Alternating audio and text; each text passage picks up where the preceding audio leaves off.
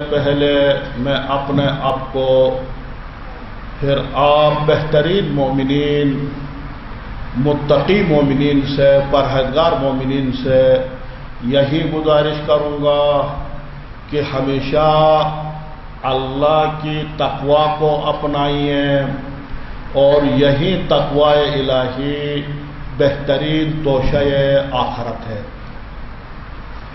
میرے محترم مومنین، یقیناً آپ جانتے ہیں استعماری قوتوں کا منصوبہ بندی صدیوں پر محیط ہوتا ہے، یعنی استعماری طاقتیں صدیوں پہلے منصوبہ سازی کرتی ہے، منصوبہ بندی کرتی ہے۔ 100 سال کے بعد، صدیوں کے بعد اس منصوبہ کو، اس سازش کو عملی جامہ پہناتی ہے۔ اور مسلمانوں کا حال یہ ہے، جب پانی سر سے گزر جاتا ہے پھر ان کو ہوش آ جاتا ہے، پھر مسلمان بیدار ہو جاتے ہیں، پھر ہوشیار ہو جاتے ہیں، پھر مرحلہ وقت گزر چکا ہوتا، اس کے لیے کوئی علاج نہیں ہوتا۔ اور عین یہی جو کچھ فلسطینیوں کے ساتھ ہوا، برطانیہ نے، استعماری قوتوں نے 1977 میں نہیں 1917 میں منصوبہ بندی کی، سازش کی، منصوبہ بنایا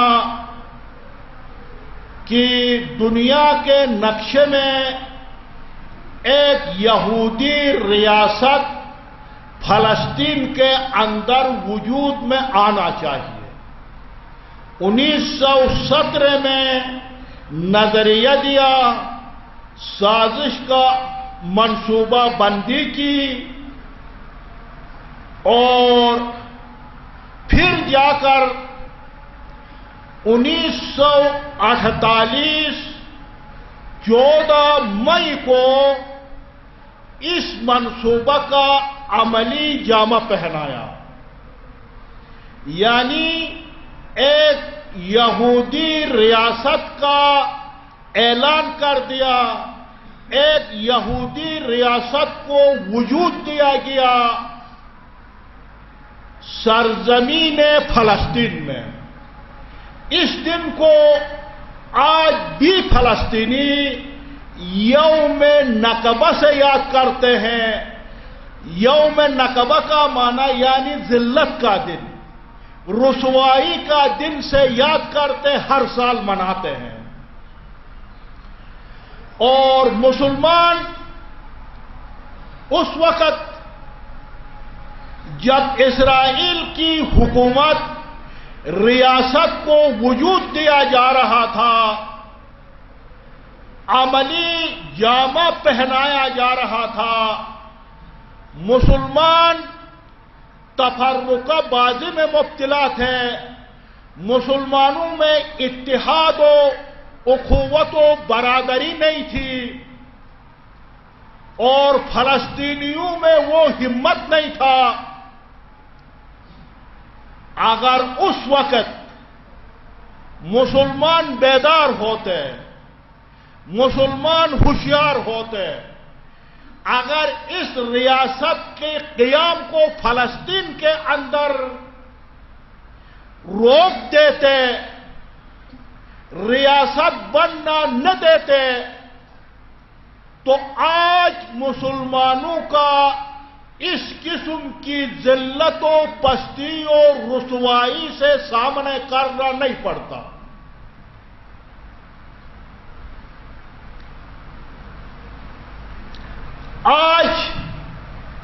مسلم امت کا ایسی زبون حالی نہ ہوتی. یقیناً میرے محترم مومنین، لا ریب ولا شک، کسی قوم کا زوال، کسی قوم کی نیست و نابودی، کائنات سے ملیامت ہونا، کمزور ہونا، کسی سے یہ نیست و نابودی کسی سے پوچھ کر نہیں آتا، بلکہ اس قوم کی، اس امت کی عصیان ہوتا، نافرمانی ہوتی، ان کی خصلتیں، ان کی عادتوں کی وجہ سے، ان کی نافرمانیوں کی وجہ سے، ان کی تفرقہ بازی کی وجہ سے، ان کی عیاشیوں کی وجہ سے، عصیان کی وجہ سے قومیں نیست و نابود ہو جاتی اور ملیامت ہو جاتی. اور یقیناً مسلمان ماضی کا تاریخ، ماضی امتوں کے لیے، قوموں کے لیے درس آموز ہوتی ہے. ماضی ماضی سے عبرت لینا چاہیے. لیکن مسلم امہ قوموں کے ماضی سے نہ ذرہ بر عبرت حاصل کرتے، نہ سبق سیکھتے، نہ ہوشیار ہو جاتے، نہ بیدار ہو جاتے، وہی اپنی غفلت میں، تفرقہ بازی میں پڑے رہتے ہیں. اور بہترین اور ایک عبرتناک مسلم امہ کے لیے، مسلمانوں کے لیے ایک واقعی عبرتناک داستان جو بنی عباس کی حکومت کا دور تھا. بغداد مسلمانوں کا پائیتخت تھا. مسلمان بغداد کے پائیتخت میں بحث و مناظرہ میں پڑے ہوئے تھے. آپس میں ہر ایک اپنی اپنی حقانیت کو ثابت کرنے میں پڑے تھے. بحث و مباحثہ میں الجھے ہوئے تھے.